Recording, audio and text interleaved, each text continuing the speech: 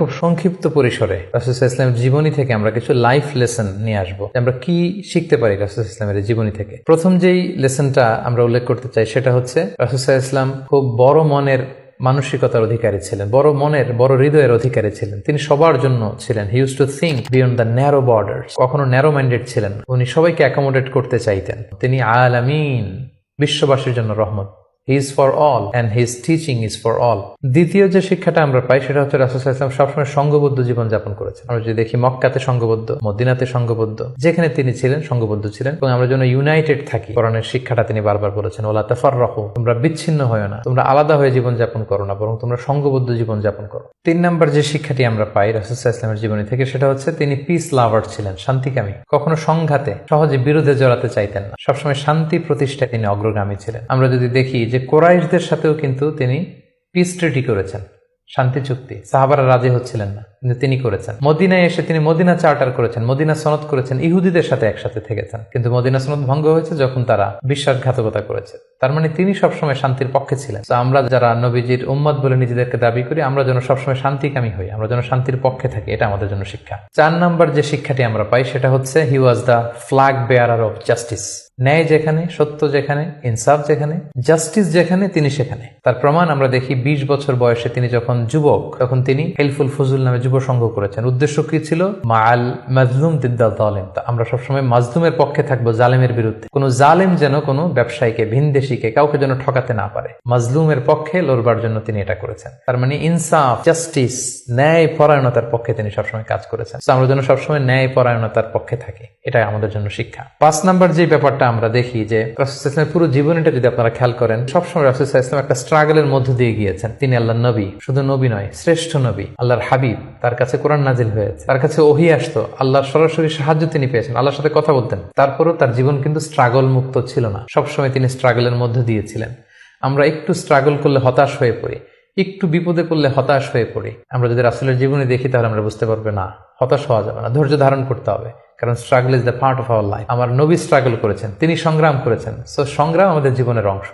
এই শিক্ষাটা আমরা পাই। 6 নম্বর যে শিক্ষাটি আমরা পাই সেটা হচ্ছে রাসূল সাল্লাল্লাহু আলাইহি ওয়াসাল্লাম ব্যক্তিগত জীবনে অত্যন্ত সৎ ছিলেন। যে কারণে যে কুরাইশরা রাসূল সাল্লাল্লাহু আলাইহি ওয়াসাল্লামের বিরোধিতা করত, তারাই রাসূল সাল্লাল্লাহু আলাইহি ওয়াসাল্লামকে উপাধি দিয়েছিল আস-সাদিক আল আমিন, সত্যবাদী, আমানতদার। যেদিন তিনি হিজরত করবেন সেদিন তিনি তার ঘরে রাসূল সাল্লাল্লাহু আলাইহি ওয়াসাল্লাম আলী রাদিয়াল্লাহু তাআলা আনহুকে রেখে গিয়েছিলেন। কারণ ওনার কাছে মক্কার অনেক লোকেরা আমানত রেখেছিল। সেই আমানতগুলো বুঝিয়ে দিতে আলী রাদিয়াল্লাহু তাআলা আনহুর 3 দিন সময় লেগেছিল। এত পরিমাণে ডিপোজিট ছিল, আমানতের বিভিন্ন জিনিসপত্র ছিল, সেগুলো আলী রাদিয়াল্লাহু তাআলা আনহু বুঝিয়ে দিয়ে তারপরে তিনি হিজরত করেছেন। কতটা আমানতদার ছিলেন আমাদের প্রিয় নবী। এবং ওনার এই ব্যবসায় আমানতদারিতায় মুগ্ধ হয়েই কিন্তু খাদিজা রাদিয়াল্লাহু তাআলা আনহা রাসূল সাল্লাল্লাহু আলাইহি ওয়াসাল্লামকে বিয়ের প্রস্তাব দিয়েছিলেন। তো তার উম্মত হিসেবে আমাদের উচিত সত্যবাদী, সৎ এবং আমানতদার হওয়ার চেষ্টা করা।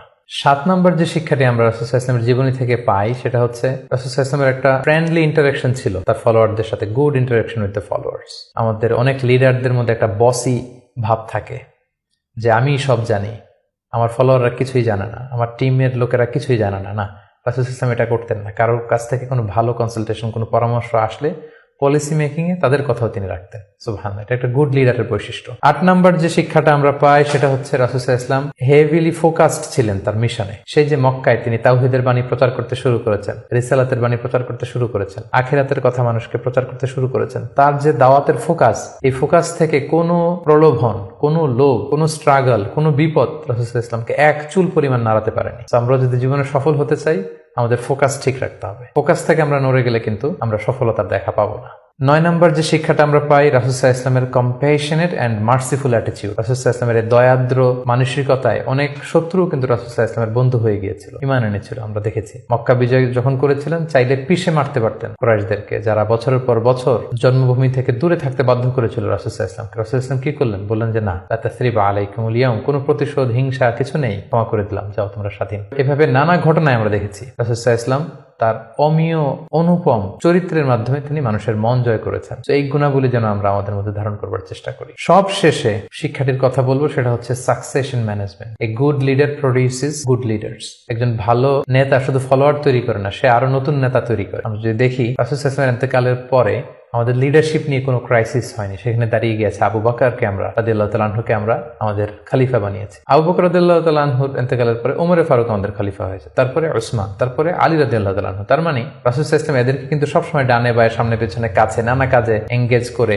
নতুন নেতৃত্ব, নিউ লিডারশিপ কিন্তু তিনি তৈরি করেছিলেন। ফলে এই সাকসেশন ম্যানেজমেন্টে কিন্তু রাসূল সাল্লাল্লাহু আলাইহি ওয়াসাল্লাম সাকসেসফুল ছিলেন, এবং এখান থেকে আমরা যারা লিডারশিপ কোয়ালিটি আমাদের আছে, আমরা যেন নতুন লিডার তৈরি করে যেতে পারি উম্মার জন্য, এই শিক্ষাটি কিন্তু আমরা পাই। সম্মানিত শুধু রাসূল সাল্লাল্লাহু আলাইহি ওয়াসাল্লামের ফলোয়ার বা উম্মাহ হিসেবে আমাদের উচিত রাসূল সাল্লাল্লাহু আলাইহি ওয়াসাল্লামের আদর্শকে আমাদের জীবনে বাস্তবায়ন করা, তার প্রতি ভালোবাসার সর্বোচ্চ নমুনা পেশ করা, তার সম্মান আমাদের সম্মান। তাকে যখন গালি দেওয়া হয়, তার বিরুদ্ধে যখন কটু কথা বলা হয়, আমরা যেন তখন এর প্রতিবাদ করি, লেখনীর মাধ্যমে, বক্তব্যের মাধ্যমে, একত্রিত হয়ে বিভিন্ন ইভেন্টস করার মাধ্যমে। রাসূল সাল্লাল্লাহু আলাইহি ওয়াসাল্লামের রেখে যাওয়া শিক্ষা যেন আমরা আমাদের বাস্তব জীবনে কাজে লাগাই, আমরা যেন অন্যের কাছে পৌঁছাই, আমরা যেন সোশ্যাল মিডিয়াতে ছড়িয়ে দেই, এবং রাসূল সাল্লাল্লাহু আলাইহি ওয়াসাল্লামের এই শিক্ষা যেন আমরা আমাদের অমুসলিম ভাই বোনদের কাছে পৌঁছাতে পারি। আমরা যেন রাসূল সাল্লাল্লাহু আলাইহি ওয়াসাল্লামকে আমাদের জীবনের চাইতে বেশি ভালোবাসতে পারি, আমরা যেন বেশি বেশি রাসূল সাল্লাল্লাহু আলাইহি ওয়াসাল্লামের প্রতি দুরূদ পড়ি, তার রেখে যাওয়া শিক্ষা এবং আদর্শ যেন আমরা মেনে চলতে পারি। আল্লাহ তাআলা আমাদের সবাইকে কথাগুলো বোঝার, আমল করার তৌফিক